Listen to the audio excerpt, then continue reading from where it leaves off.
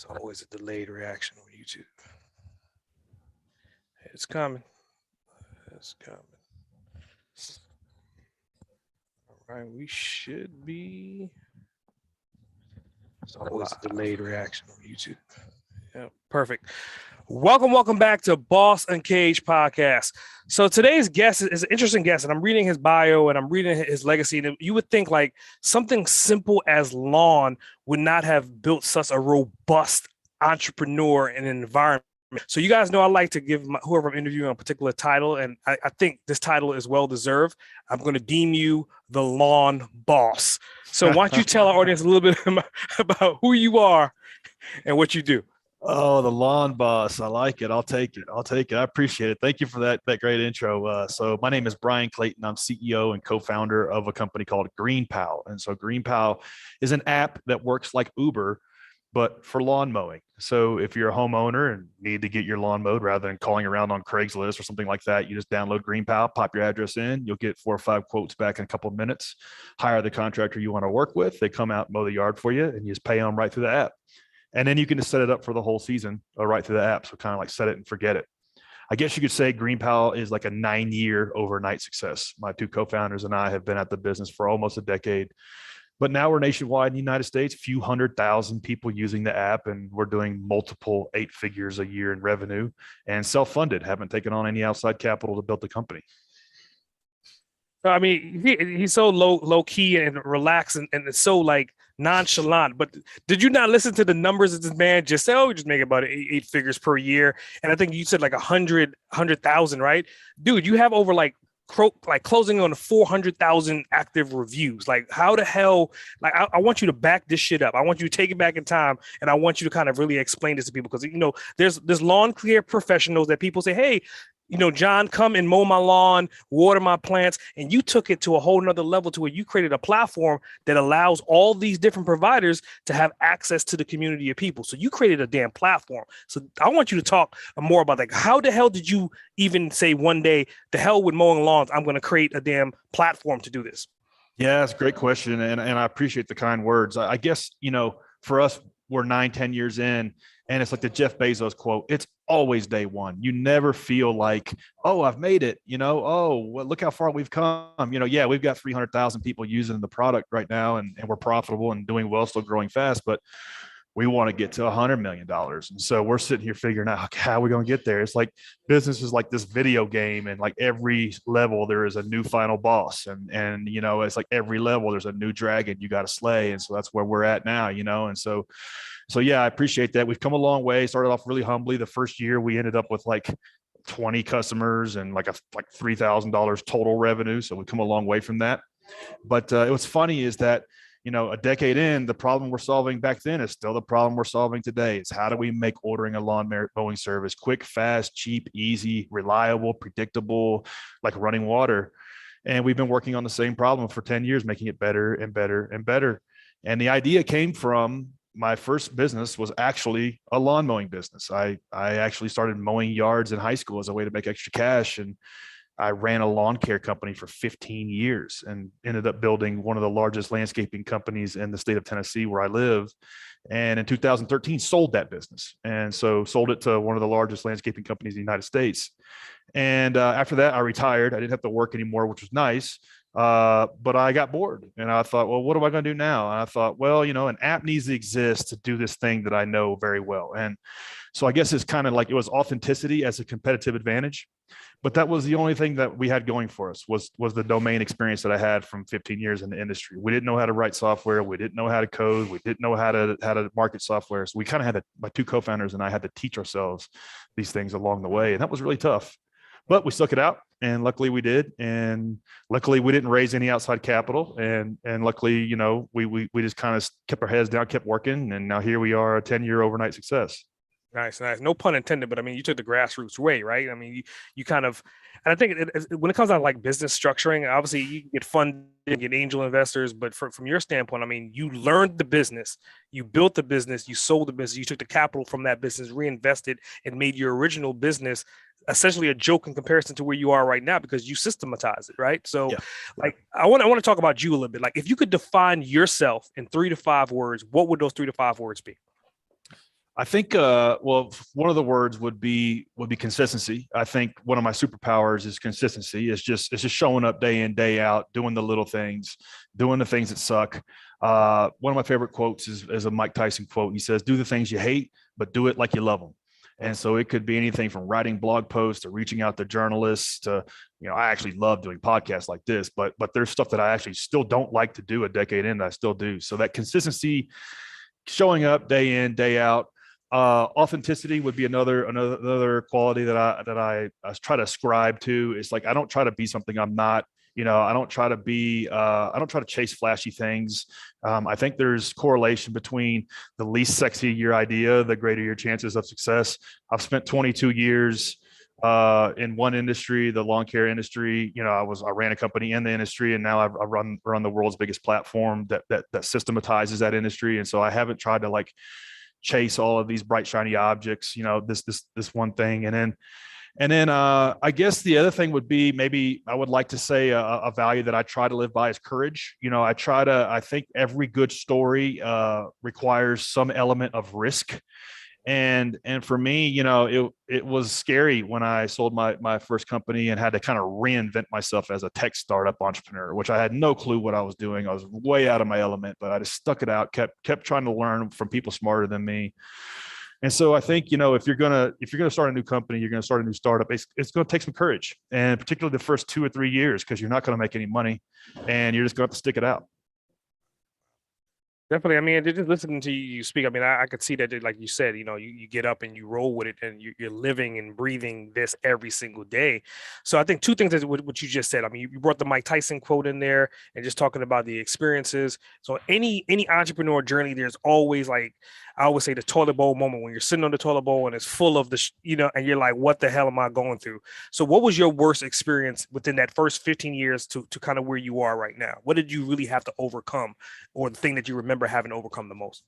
Yeah, it's a really good point. And it's important that everybody hear this, understand it. Every single entrepreneur goes through a moment where, okay, my spouse hates me. I don't talk to my friends anymore. I can't pay my bills. My customers are pissed off. What the hell am I doing with my life? And it's like everybody goes through that, and you just got to plow through it, and you got to knuckle down on the things that are working. And I've had many moments like that. In the first company, I had many ups and downs where, I couldn't make payroll one time going through the 2008 financial crisis. Payroll was like $100,000 a week. And in 1 week, I only had like 17 grand in the bank, and had to go to my people hat in hand and say, "Hey, we can't pay you this week. I'm sorry. We're going to try to make everybody whole." That was really tough. But it's those hard things that you go through and founding a business and growing the business that make you a better founder, make you a better leader, make you a better entrepreneur. And believe it or not, 5 years goes by, and you're, in a weird way, glad they happened, because it's those things that cause you to level up, cause you to get stronger. And in particular, in my first business, the 2008 financial crisis was the reason why I was able to get the business sold 5 years later, because it forced me to rebuild that company from the studs, take it down to the studs from the inside out, and it made it a better company. So a lot of times, if you're going through these low points in the journey, believe it or not, you'll look back, particularly like COVID right now, you'll look back, you'll be glad it happened, because it made you a better entrepreneur, made you a better leader, and made your company stronger. Yeah. That's powerful stuff. So I mean, I think that this is a good time to segue in. Like, you're the epitome of entrepreneurism, right? I mean, you had an opportunity to start a company, sell a company, take that money and create a new company, right? But the transition, right, between a physical service where you were actually doing the lawn care versus a digital service, like, what is that? I mean, I don't think some people can even comprehend, because that's two separate monsters. So how was that? And I think you alluded to it a little bit, but I want you to really talk about that transition. Like, what was that transition like? How hard was it? And then how are you coping with it now? Yeah, it was, and to your point, it was very difficult. It was one that I wasn't prepared for. It was almost kind of like naivete as an asset, because if I had known how hard it was going to be, I never would have done it. I just would have said, "The hell with this. I'll do something else." But I'm glad I didn't, because I got in the game, and then I was able to realize, wow, people actually will use this. This is cool. I'm creating something that people will use and get value from. There's an interview with Steve Jobs, and he says, when once you see the world in such a way that you can build products, you can build things that people will use and you will never see life ever the same way again. And you can literally like poke here and something pops out over here, and you can like poke back at life. That's what Steve Jobs said. And so it's like you realize that, and that's what keeps you going. But if you knew like day one how hard it was going to be, you would never do it. And that's how it's been for me. And the one thing looking back that I didn't really understand was that it was a big difference between running a big small business, which is what I had. My company had like 150 people. We were doing 10 million a year in revenue, one of the largest landscaping companies in the state of Tennessee. Sold that. So here I am. I think I'm like on my high horse. I know everything there is to know about business, and this software business should be easy. And I really was quickly confronted with I didn't know what I didn't know. And one thing was there's a big difference between running a big company like that versus inventing a brand new product from scratch. So you're inventing something brand new that nobody's ever used, that nobody knows how to use, that maybe people don't even want to use. And so you're trying to figure that out. You're trying to figure out, how do you build that product? How do you architect it? How do you design it? How do you market it? How do you convince people they need it? And how do you put it in the hands of people? And like, there's no playbook for this stuff. You have to figure it out as you go.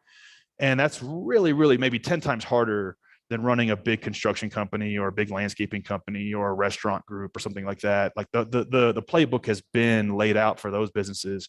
If you're going with a technology, digital based business, most of the time you're inventing a brand new experience that nobody has ever used. That makes it an order of magnitude more challenging. Very, very nice. And I mean, it's very interesting that you put it in that context, right? So, I mean, in addition to that, right, we always hear about the 20 years it takes someone a success story, and somebody may be hearing you for the first time and been like, okay, this guy's an overnight success. But I mean, you kind of depicted some time frames. You talked about 15 years here, you talked about 5 years here. So the combined duration of time, how long did it take you to get from where you were to where you are currently? Yeah, it's a good question. I'm glad you asked it, because it's one that I like to try to share. And um, I myself have been seduced by the illusion of the overnight success. And a lot of times you'll read in the tech press, so-and-so company just raised $100 million, or so-and-so company just sold for $1 billion. And you're like, what? They've been around for years. How did they do that? And then you start peeling away the layers. And what you don't understand is, like, in 2005 they started this thing and it bombed, and then in 2009 they had a blog they ran for 3 years, and then developed an audience doing that, and then they worked for maybe Google or Facebook for 3 years, and then they started this thing, and they already had the wired up connections and the infrastructure and the knowledge from and experience from and wisdom from failure, and they plowed 10 years or 5 or 15 years into the thing that worked and ran quickly. And so there really is never an overnight success. It's always the product of 5, 10, or 15 years. And it's always like a lot of other little things that maybe didn't work out. And that founder used that knowledge to plow into the thing that did work.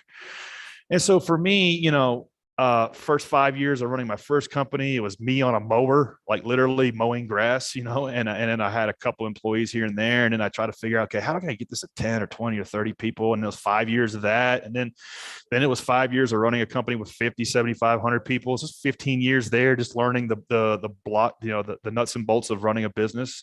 And then, sold that and started GreenPow. And it was literally the first year, we got 22 customers, and passed out door hangers all over Nashville, Tennessee, begging people to use this crappy app that we had built.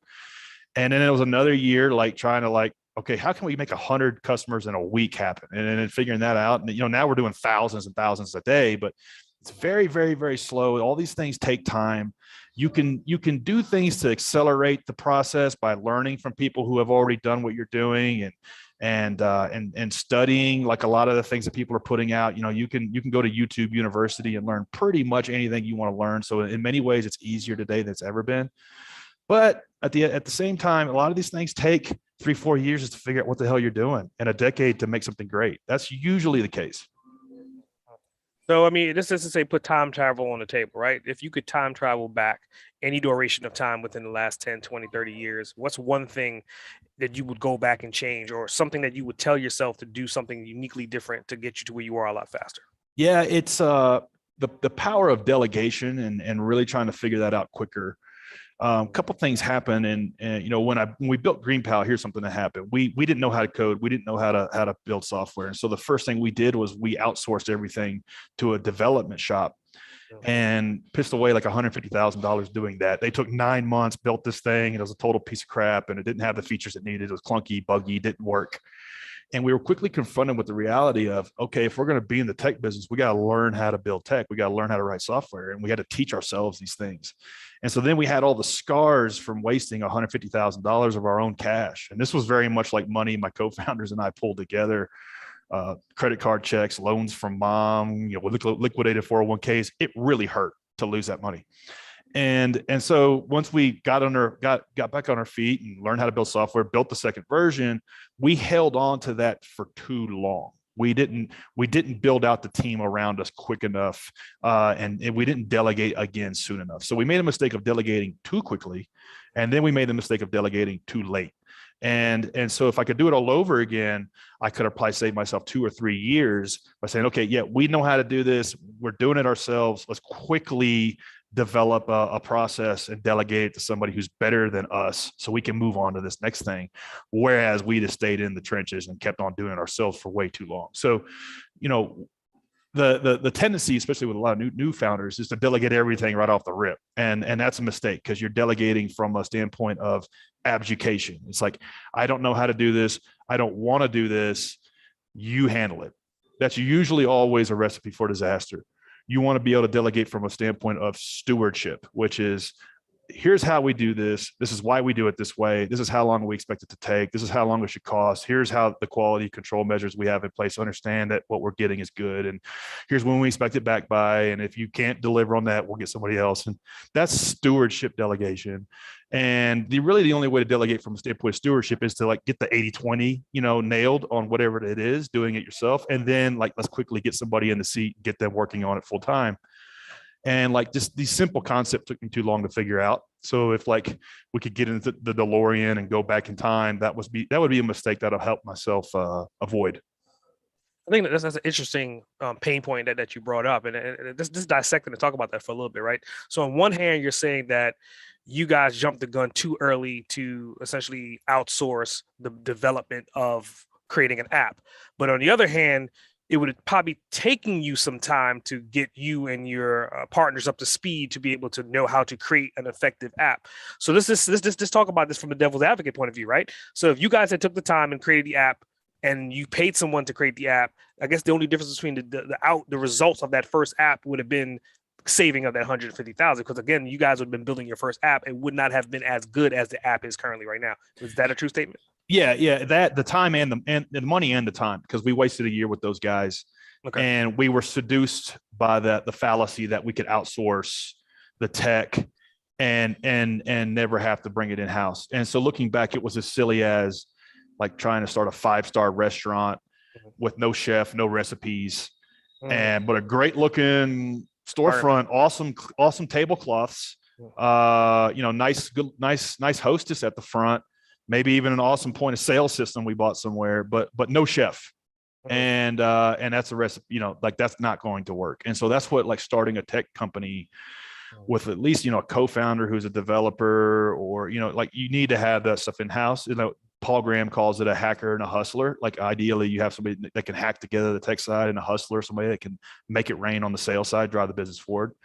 We had 3 hustlers. And so we had to like develop ourselves as hackers. And so we could have saved ourselves 150 grand, maybe a year or 2, and maybe even almost avoid like quitting, because there was some periods during that, like the first 2 or 3 years, that were really tough, that we just had, it was real gut check.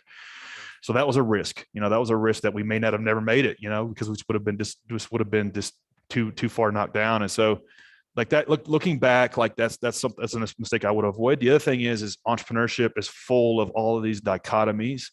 Like I read somewhere, like the hallmark of a brilliant mind is to be able to hold 2 conflicting viewpoints in your head at the same time and just reconcile that. And so entrepreneurship will teach you a lot of that. And so like, do you delegate or do you not? Like, do you do it yourself, or do you outsource it? And so it's like, how do you reconcile that? And things like, are you persistent or are you flexible? Or you're kind of both, you kind of have to have this flexible persistence in a weird way. You kind of have to keep moving forward, but you need to be flexible on the path that you're taking. And another one I like is, do you do small things or big things? Do you like have this huge, like audacious goal, or do you just like do the small grind? And it's both. You have to have the big goal. We want $100 million business. But as we speak right now, my co-founder is pitching journalists. He pitches 100 journalists a day. He writes 100 emails a day. And so it's like, is it writing 100 emails a day, or is it running $100 million company? Which is it? And so it's both. And that's one of the weird things about entrepreneurship, is forces you to reconcile these conflicting things that you kind of have to be cool with. You got to do both. It's not and, it's not or, it's and, it's both of them. Nice. So it seems like your partnership, you got a trifecta going on. And I think obviously they're just usually there's always a yin and yang partnership. But I mean, in your case, it sounds like you got like a little trilogy of synergy going on. So I mean, that's definitely interesting. And it alludes to the point to why you're at 8 figures, right? So I mean, that my hat goes off to you for that. So, I mean, jumping into like my next question, I want to talk about like your original trifecta, right? I mean, right now you have a core partnership with 3 people, including yourself. What was your upbringing like? Like your parents, obviously some of the influence, and I hate to jump out there and say it and put my foot in my mouth, but your parents had to be entrepreneurs at some course of your life. So let's talk about them. Like, how did they influence you to where you are? Yeah, it's a great question, because I like to give props to my folks. Because I wouldn't be where I am without them. That's for sure.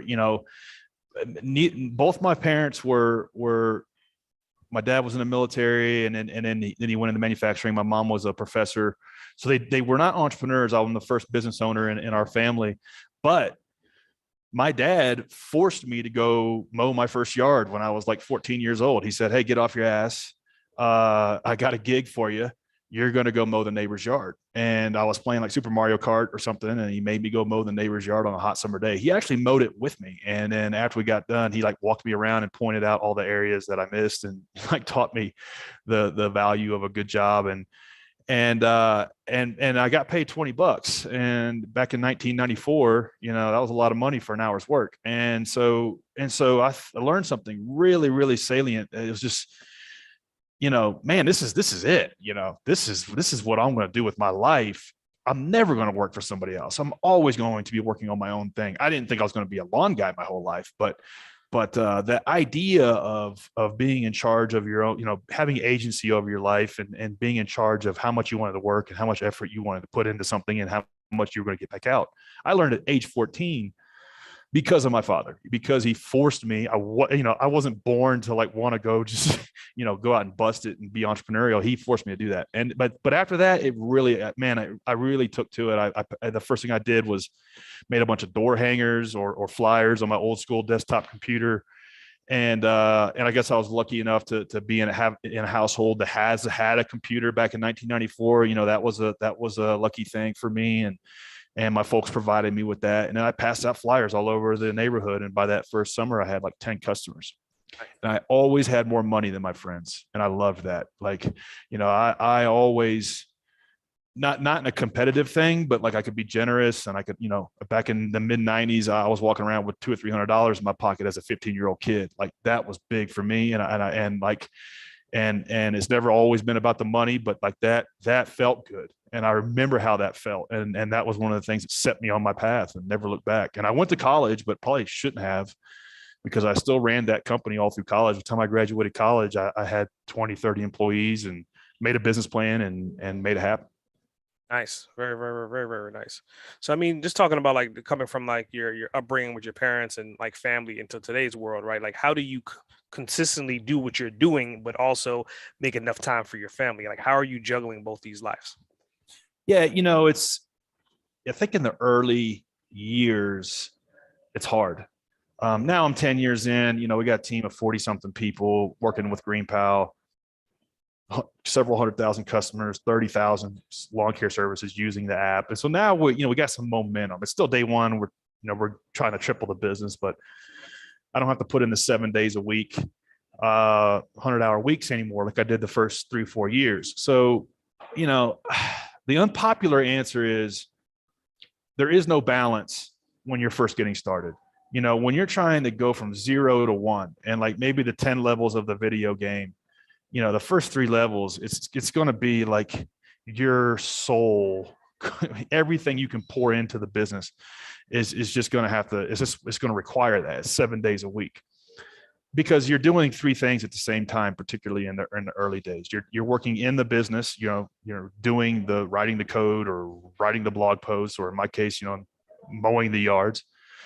Then you're working on the business. You're developing the systems and the processes, and trying to figure out, how do I build a business here and not just have a job.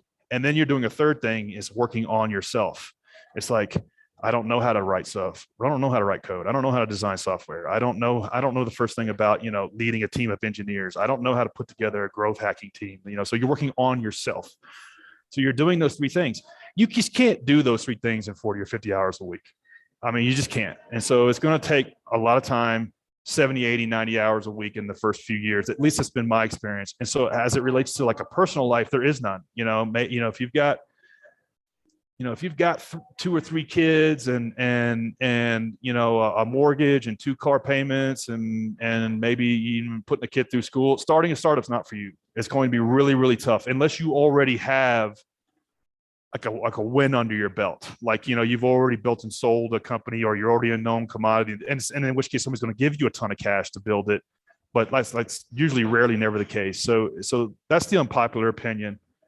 As time has gone on, I've been able to kind of like have that yin and yang. And now, I live a very comfortable life. I only put in probably 40, 50 hours a week. I travel a lot. I spend time with my family.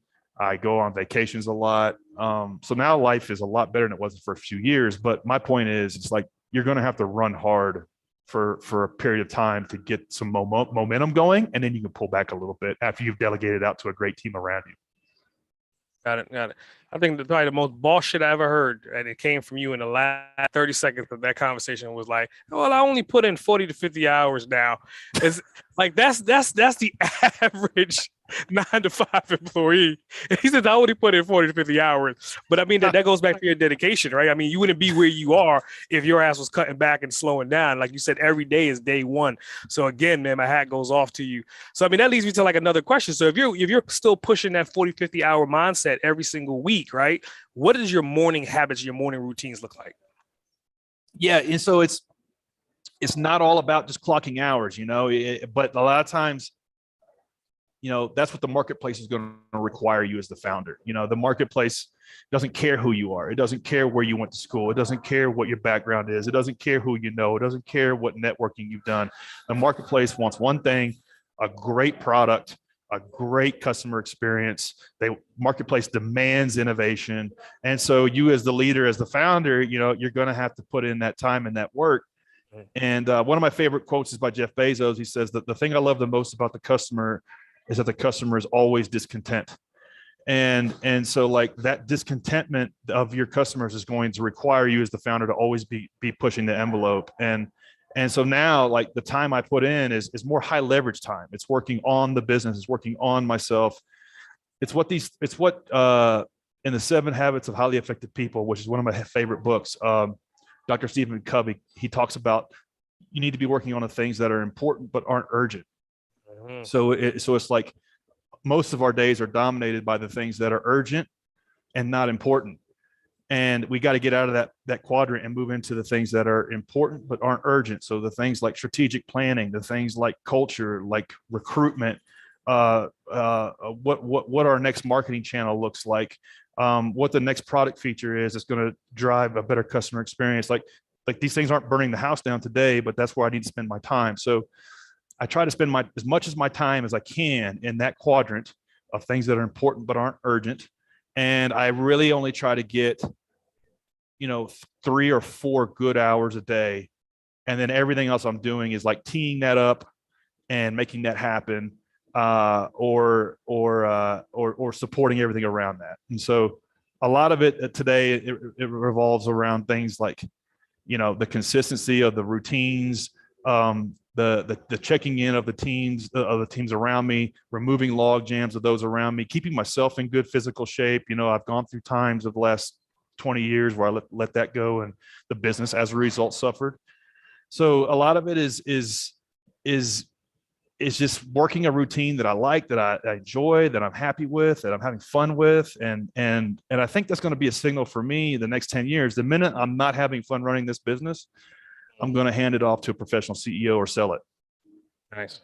Very nice. I mean, it sounds like you're well into the way. I think, to be honest with you, I mean, it's like you sold one, you're building another one. I almost guarantee you before the time is up, right? You're probably going to build another 2 companies before your life is up. I mean, That's possible. I see it in you, man. It's possible, man. It's possible. But this one was hard. So I don't know. We'll see. Nice.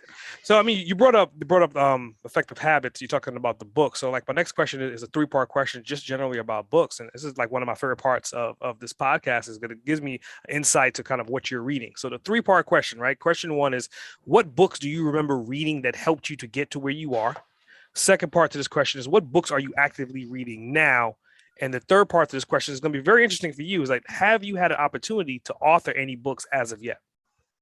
Great questions. And so one of the things I love about running a business, starting a business, founding a business, is going to require you to do shit like read books, listen to podcasts, go to YouTube University. If you're not willing to do that, you're not going to make it. And you really quickly learn that, because you really quickly understand, like, damn, man, I'm way out of my league here. I've got to level up. I got to find the knowledge. I got to internalize it, and I got to put it to work. So that's one of the cool things about a business. By the time I graduated college, I might have read 1 book in my life. And as I went through my business journey, I started picking up stuff and seeing how I could apply it to what I was doing. And so some foundational books to how I think is 7 Habits of Highly Effective People. I try to read that at once every year or 2, or at least listen to it on Audible. That book is awesome. It just talks about how to live an effective life. And then another book that I read early in my journey that I still revisit is Good to Great by Jim Collins. You know, that book talks about doing a few things really well, and understanding like how you can be the best in your market at one thing and make money at it, and stay the best, and what the flywheel effect is at the core of your business to stay there. And it's something, these are principles we still even apply today at Green Pal, even though that book is 20 something years old. And then another book that has been foundational to me is the 4-Hour Work Week. And that book is not about working 4 hours a week. That book is about systems, processes, delegation, duplication, getting out of the quadrant of urgent but not important, and getting into the quadrant of important and not urgent. And so that book's important. And then today I'm reading a book called The Cold Start, and it's by a venture capitalist. Gosh, and his name escapes me, but he was a growth guy at Uber. And so the book is about getting over the cold start when starting a marketplace business like what we have. So we don't have the cold start problem, but the book talks about, you know, how do you treat the cold start problem? So it's opened my eyes to all sorts of new ways of thinking, like how these guys did it at Uber, and how, what things we can apply to our business. And so one point is, it's like, as you start like discovering sources of knowledge, you really go down the long tail, and you really can find people who are just domain experts at the very exact thing you're doing. And you're going to be like studying everything these people have done. And odds are nobody's heard of these people, but they've done what it is you're trying to do. And that's the beauty of the long tail today, is like you can go way deep. It doesn't matter what you're doing. Like if you're trying to start a fashion brand on TikTok, there's some cat, some girl, some guy that is talking about that and talking about how they did that. And you could really, really, really learn from them. So it's like, it's important to get out of like the Tony Robbins, Gary Vaynerchuk, like bucket, although those guys are great, and go really down the long tail of practitioners that are putting out blog posts, putting out YouTube videos, putting out online courses, putting out books about the exact thing you're trying to do to get where you're trying to go. Nice. And the last part of that was, have you had opportunity to author? It would probably just be my mom that read that one. I have not authored a book yet. Maybe I will one day. If I reach the finish line with Green Pal, whatever that looks like, maybe I will. I think there's so many books, and so I think to say something that hasn't already been said is tough. But I could tell my story about how I went from Yeah. pushing a mower to retired at age 33 to tech startup entrepreneur of a 9-figure business. Maybe I'll tell that story one day. Yeah, I mean, I hope you do. I mean, just hearing your story for the first time myself, and we're having this conversation, I could totally see there's a kid somewhere, probably in the Midwest. He's 12 years old. He accidentally comes across a podcast or your books, and you inspire him, and then he ends up, essentially buying your company 20 years from now. I mean, it's like you got to plant these seeds. Like I said, no pun intended, but the reality is like you're doing it, you're living it. It's almost a disservice to other people for you not to say, here's my blue map, my blueprints of how I've done it. And so I definitely would say you got to write that book, man. I appreciate that. I think if somebody can learn something from me, the thing I would hope it would be is if that guy can do it, I can do it. Yeah. And it's because I'm not uniquely talented in any way. I haven't. I'm average intelligence. I just really kind of stuck it out over 20 years and built great teams around me. And so that would be the thing I would try to convey is like, you know what? I saw that interview with that dude with the lawn mowing app. If he can do it, I can do it. So that would be the thing I would hope people would take away from listening to me. Nice, nice. So let's talk about the app for a minute, right? So obviously, I think people are familiar with marketplace apps in the sense that where, you can kind of look for, say, home builders, right? And under home builders, there's roofers, there's plumbers, but you've kind of essentially took a slice of that and created your own like bubble that's just essentially lawn. Like what was that like, kind of like competing in that space? Because some of these other applications out there, lawn care is a small slice, right? It's not the Right. big picture for them. So I mean, was that something that was beneficial for you to niche down as much as you have? And I mean, obviously you have 8 figures to back it, but I mean, really hindsight being 2020, do you think that was the ideal thing for you to do? Absolutely. And here's why. I think to compete in today's world, you have to be the best in the world at something. You can't just be kind of good at a lot of things because like companies like Amazon and Uber have taught the customer to expect perfection, to expect it to happen on time, at a good quality, at what was promised, and nothing less. That's almost like that literally is like table stakes now. And that even if you deliver that, you won't even get a good review. That's expected. And so you can't deliver that Uber, Amazon like customer experience unless you are focused on one small thing and being the best in the world at it. And you can't be misled by looking at the big established players, well, like Amazon, for example, and saying, well, look, they do everything. I can do everything. Amazon, as we all know, got started with books, was literally the world's best bookstore. And they were that for a long time. And so you really have to be the best in the world at one thing when you're getting started. And even when I mean like you're getting started the first 10 years.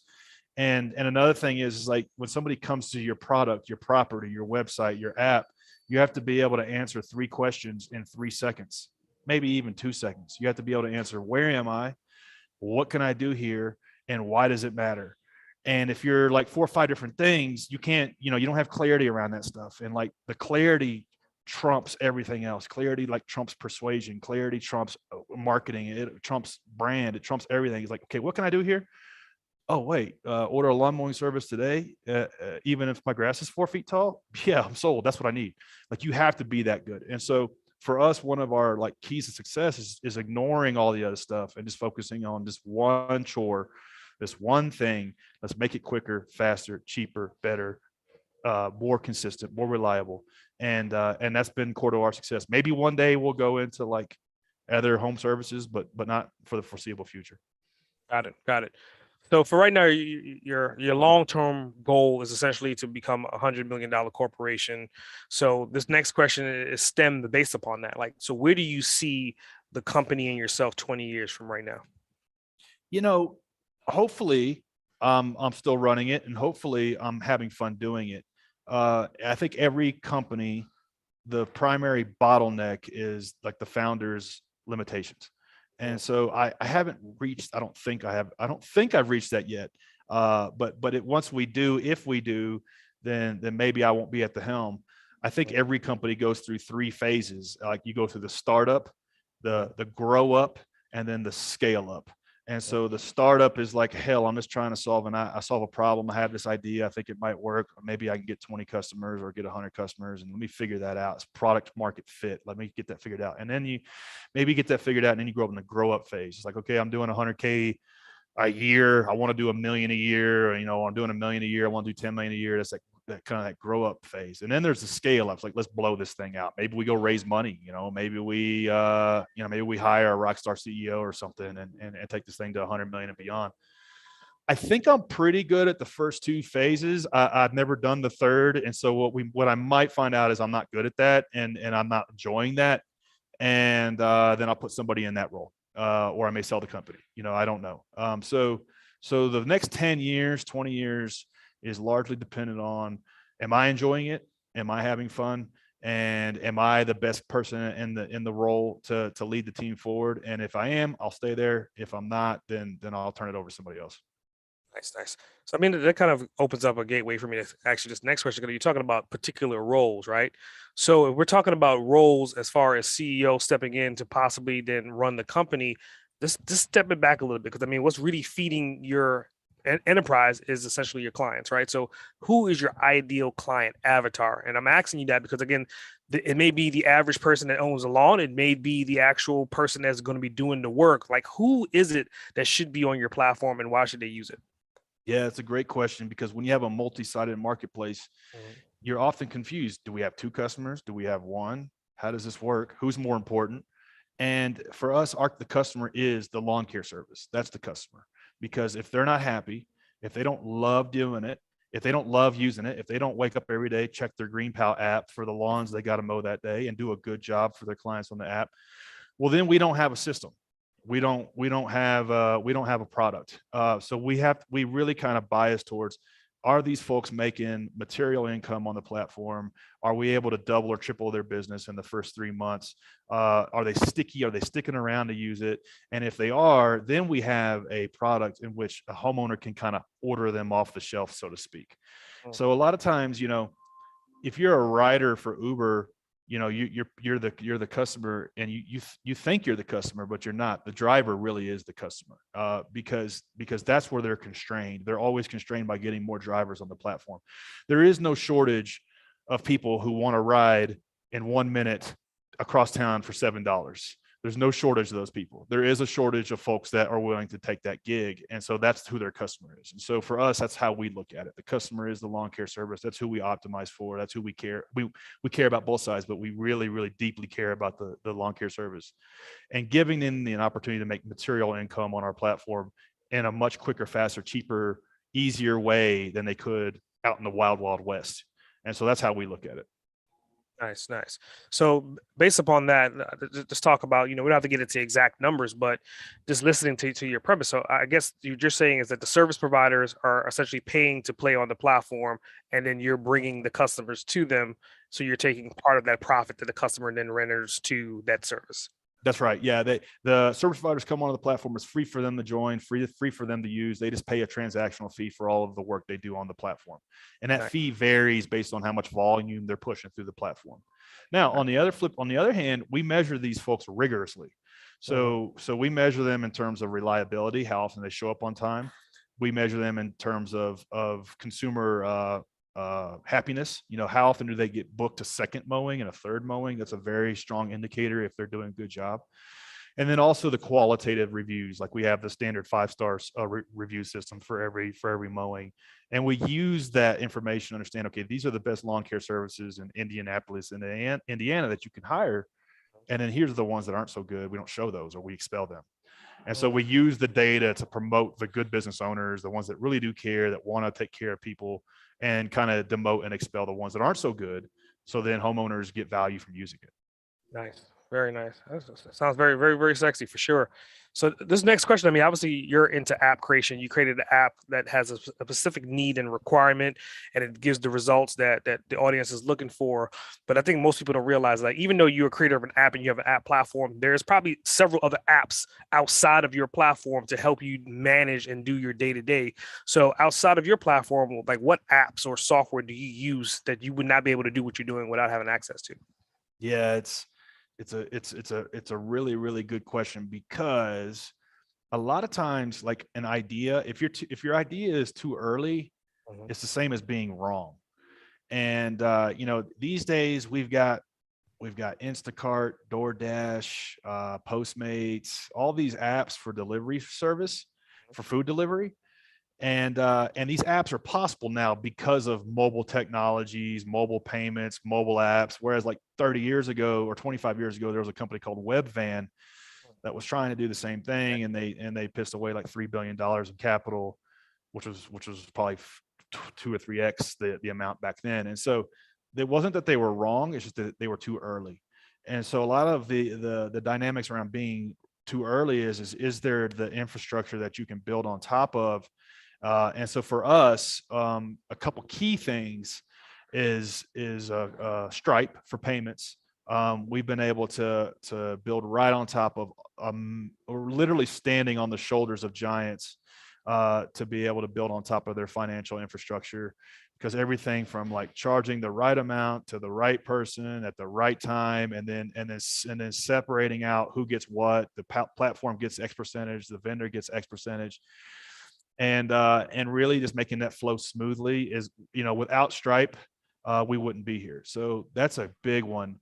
And then other things, around cloud computing, companies like Twilio, which enable you to just drop in an API to message people via SMS, is huge for us, because one early thing we learned was that people don't really read their email. I read my email. I mean, I use the hell out of my email, but what's funny is like half of the homeowners that use our system, and over half of the vendors never check their email. So you would think, well, we sent you an email that you were about to be charged. You didn't get it? No, I don't read my email. So we had to figure out real quick, we got to text these people. And so we had to figure out, okay, well, how are we going to text all these people at the right time? And so an API like Twilio enables us to do that. We would never be able to build that ourselves. So that's just 2 examples out of about 20 of different technologies that we integrate into the GreenPow platform that make the whole experience happen. Nice. I think that's definitely very key. I mean, the API integration across the board, and think from like 1990 to 2000, everyone was asking for APIs without knowing what an API was. And now that APIs are amongst us, if you're not integrating, like you're saying, you're integrating Stripe with some other key features into your platform, that makes your platform a lot easier, to the way you don't have to develop the financial side. You don't have to spend $100 million developing that when you could just plug it in. Like prime example for what you're doing, like chargebacks probably would have broke your system trying to figure out how to activate chargebacks when Stripe already does that for you by default. So I think that's definitely a good insight that you drop. So going into this other question, right? Like if you can give like words of wisdom, right? And let's say you're talking directly to your ideal avatar, and in this case would be a service provider, what words of insight would you give to them to kind of help them continue on their journey?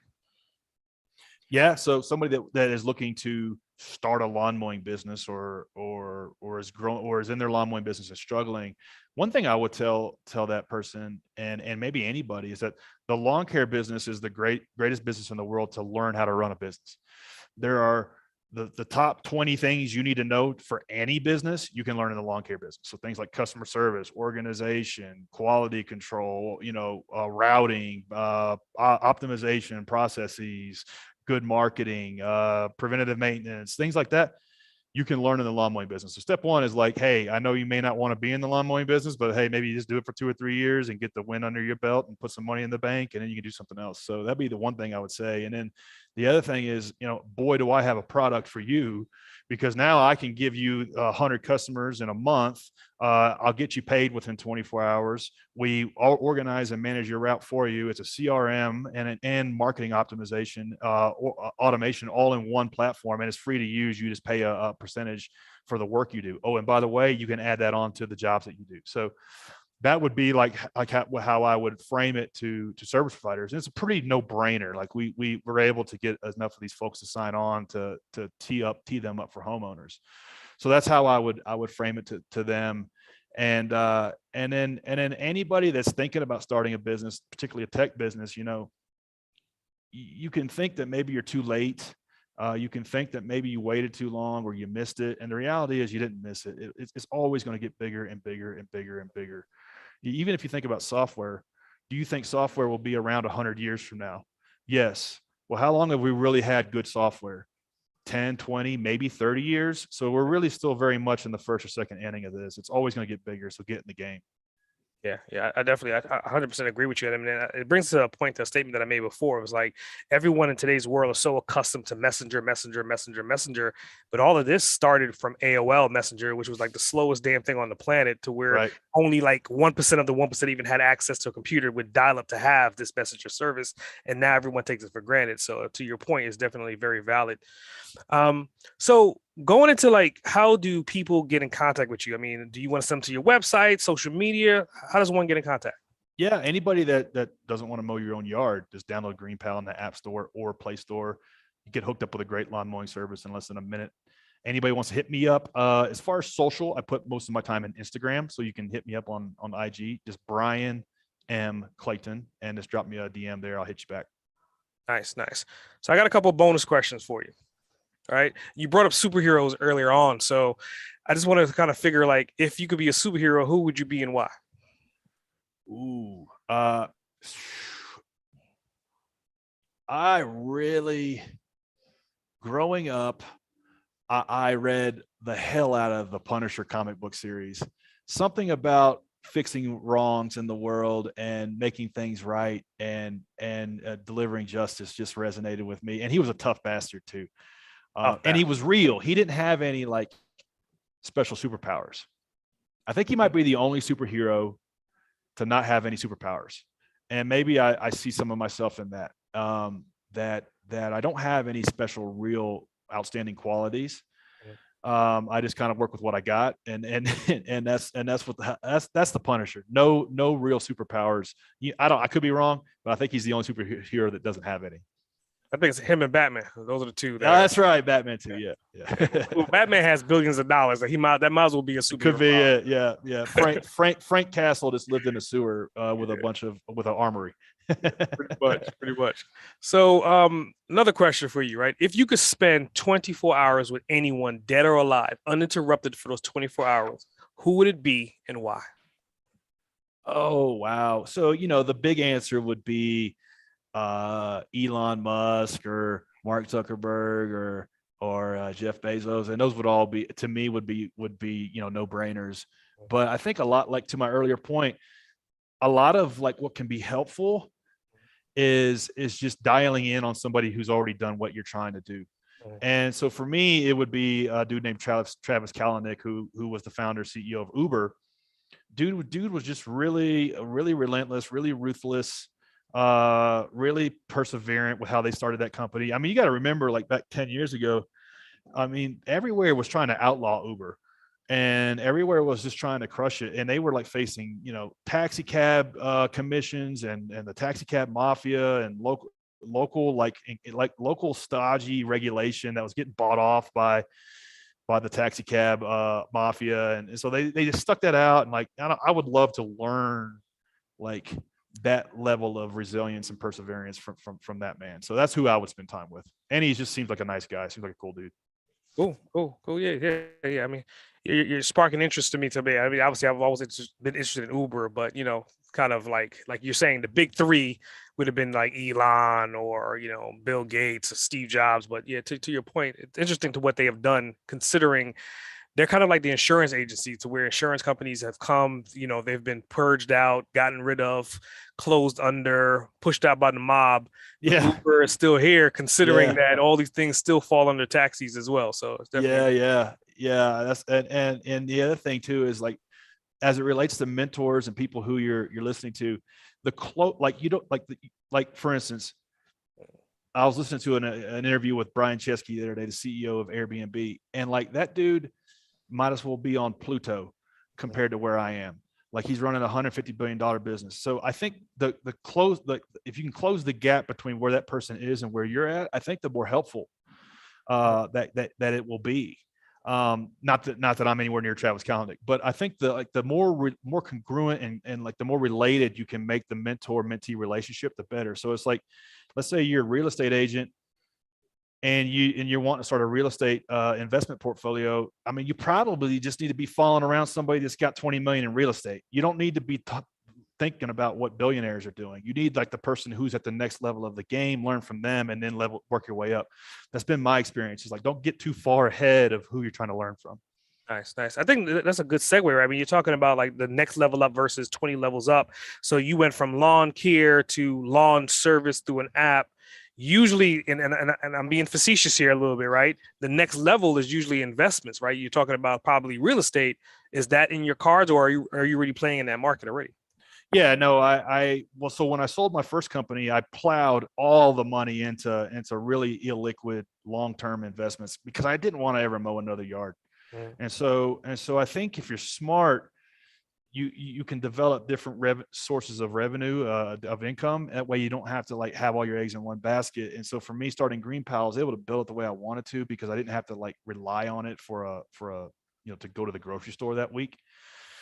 And so, yeah, I do investing in real estate. I do a little bit in stocks, and mainly just those two. I don't really play with crypto or anything like that. But I think if you can do a couple of these things, you can start a startup and then also maybe invest in a little bit of real estate and kind of be good. You can be good at both and figure out ways to generate passive income. It can increase your chances for the thing you're swinging on the fences.